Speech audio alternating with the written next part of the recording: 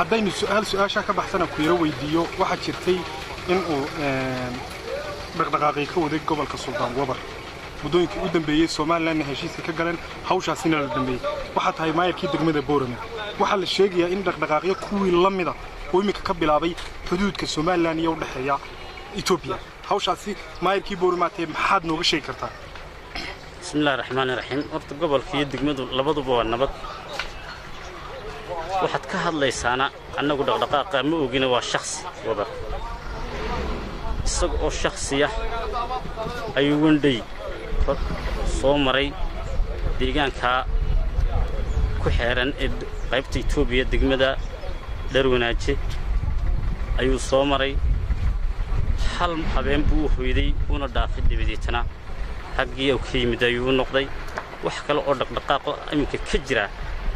ma jirto waana nabad horta Itoobiya markii hore dhinac ma dhaafin ee fadhigiisu wuxuu ahaa Adisooba ka yimiday tirlabo soo maray dibiita degmada Lambaleed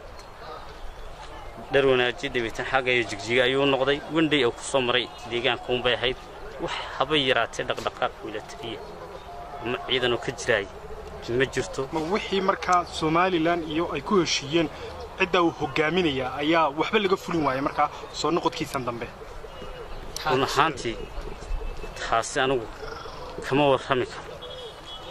laakiin shakhsi deegaanka uu sheeganay soo maray uma anigu arkayay wax macno sameynaysaana ma jirto isagoo ciidan haya ay macna sameyn weydaba samaanta isagoo kaligii